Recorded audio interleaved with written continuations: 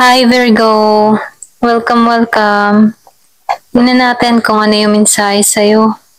Be open-minded po, hindi po halos lahat makaresonate. Thank you nga po pala sa mga nagsusubscribe, sa mga bumabalik.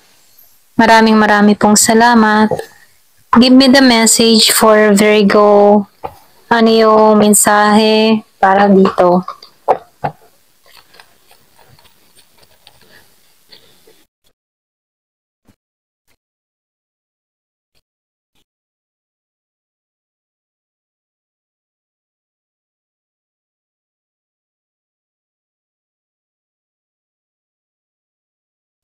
Nakikitaan ko dito yung iba sa inyo, malapit mo nang makamtan tong pangarap mo. Malapit mo nang may makamit dito. Kung meron kang inaasam dito na tahanan, so nakikitaan ko dito yung iba sa inyo nagpupundar ng tahanan, nabili ng lupa. Meron ako nakikita dito na malapit mo na tong makuha. So nakikitaan ko din dito yung iba sa inyo, masinop kang tao, masipag ka.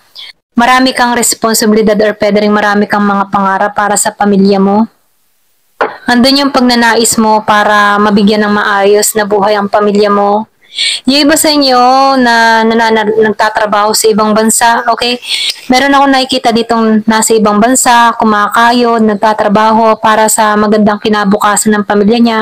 Or pwede rin sabihin, nagbabalak ito magkabahay. O inaasam-asam ng tao nito na yung mga pinupundar niya dito ay makamtan niya, okay? So nakikitaan ko rin dito, yung iba sa inyo, sinasabihan ka dito na dapat lagi kang malinaw sa mga hinihiling mo, lagi kang malinaw sa gusto mong mangyari, i-vision mo kung ano yung gusto mong mithiin at iwasan yung pagiging negatibo. Kasi once na binivision mo to, dyan na yung papasok yung manifestation, okay? Na kung saan ma-attract mo to.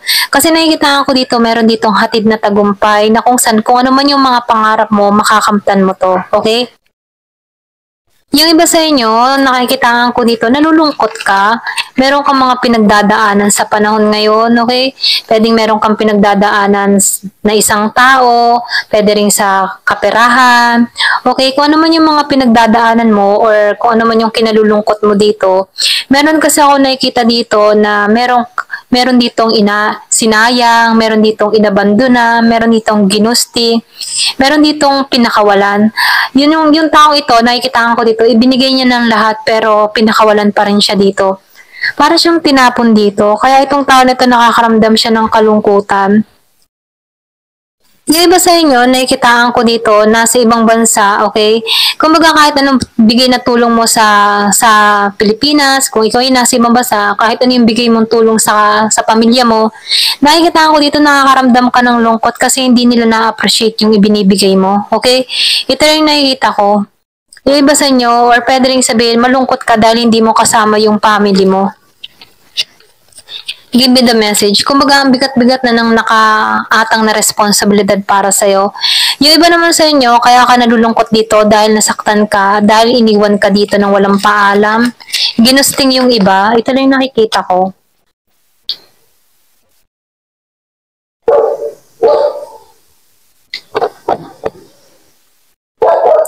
Meron ako nakikita ditong gustong ayusin. Meron ditong gustong makipag-ayos sa'yo. Kung meron ka ditong nakatampuhan, nakaalitan, meron ditong tao na gustong makipag-ayos sa'yo. Meron kang tao dito na Aries, Leo, and Sagittarius kung meron kang kadiling na ganito. So, nakikita ko dito gusto ng tao nito ng renewal. Yung iba sa inyo, andun pa rin yung passion ng tao nito, andun pa rin yung pagnanais ng tao nito, andun pa rin yung pagnanais na kausapin ka nito, makasama ka nito. So, andun pa rin yung nararamdaman ng tao nito sa'yo.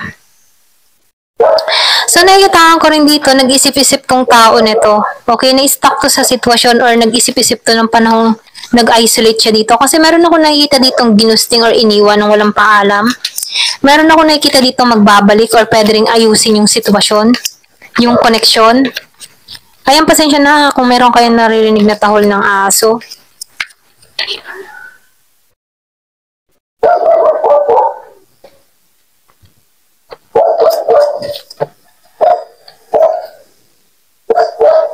So, nakikita ko dito yung iba sa inyo. Meron ditong gustong magsimula sa'yo, gusto nang simula, pero takot siyang mahusgahan mo. Yung iba sa inyo, hindi halos lahat sa part na to. Meron ditong takot na lumapit sa'yo dahil sa mga bibitawang mong salita, dahil sa panghuhusga na gagawin mo dito, okay? So, takot tong kaharapin ka dito. Pero itong tao na to, gusto nito ng balanse. Gusto nito makipag-ayos. Gusto ka nitong bigyan ng tamang offer para sa'yo. So, nakikita ko dito, meron tong i-alok, meron tong i-offer sa'yo. Gusto ng tao nito na magsimula muli kayo, okay? Yung iba sa inyo, nakikita ko dito, meron ditong tutungo sa'yo, pwedeng trabaho, pwedeng meron kang ma-receive na tawag dito. Kung ikaw man may iniintay na tawag, nakikita ko dito merong tawag kang parating about sa trabaho. Pwedeng proyekto. So, nakikita ko dito, ito yung simula ng pagbabago sa buhay mo. Meron ako nakikitang transformation na mangyayari sa'yo, okay? Bagong simula, bagong yugto para sa'yo. Ito lang yung nakikita ko. Nakita ko yung 555. So, nangangahulugan to ng bagong simula. Ginagabayan ka dito. So, tingnan pa natin dito, no?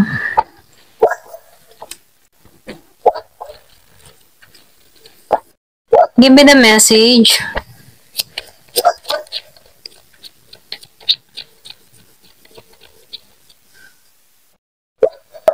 So, meron ditong intimacy. Yung iba sa inyo, yung sinabi ko kanina, magbabalik. Andun pa rin yung passion. So, confirmation.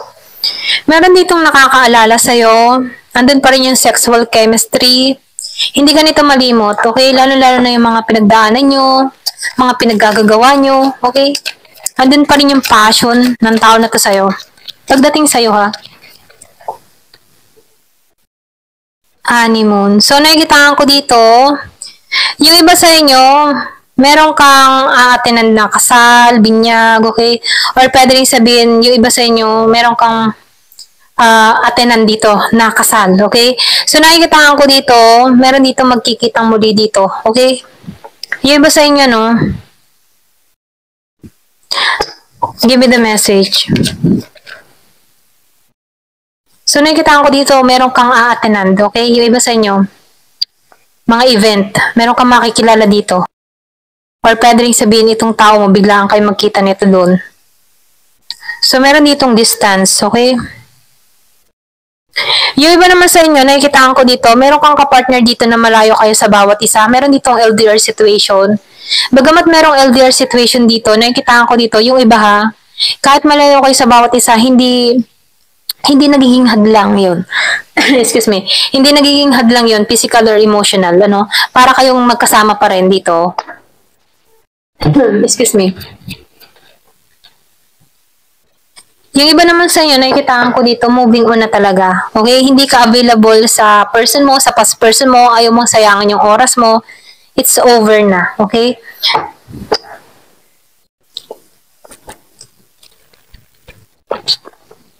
Give me the message.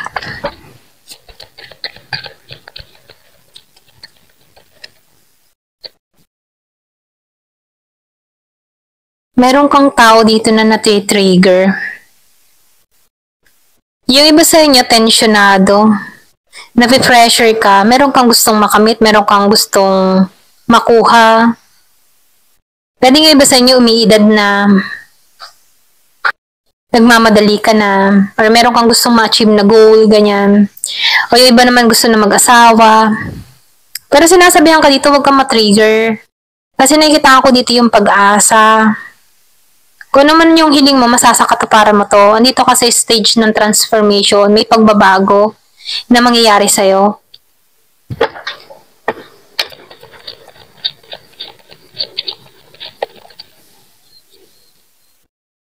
So, yun sinabi ko kanina, transformation. So, lumabas nga, no? Andito ka sa stage ng transformation, pagbabago. Or pwede rin yung iba sa inyo, nakatutok ka sa pagbabago, gusto mo na ng pagbabago, maayos na buhay. Merong 35 years old, handa ka na sa pagbabago.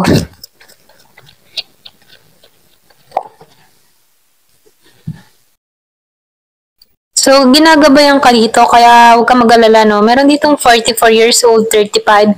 Ginagabayan ka dito. Lagi kang sinusubaybayan dito, iniingatan ka dito, okay? Sa mga landas na tinatahak mo, maging sa pag-travel mo, ayan, merong pag-iingat na ginagawa sa'yo. andyan lagi yung spirit guide mo, guardian angel mo na gumagabay sa'yo. Meron ka ditong makakamtan unexpected. Iba sa inyo bahay. Yung sinabi ko kanina sa unang basa ko, merong bahay. So, meron ditong confirmation, meron ditong unexpected blessing, hindi mo to inaasahan. Feeling mo hindi mo to makakamtan, pero makakamtan mo. Okay? Ganon.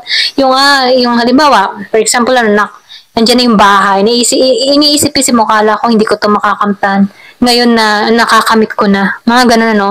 So, nakikita ko dito, binabago ka dito na kung saan yung hirap na ginagawa mo, yung pagpapakahirap mo, may magandang resulta. Okay? Strength. Kasi meron kang katatagan, meron kang tapang, meron kang lakas ng loob, merong magandang kahihinatnan lahat ng mga ginagawa mo. Okay? Ayan. Ito lang nakikita ko. Thank you for watching. Love and peace.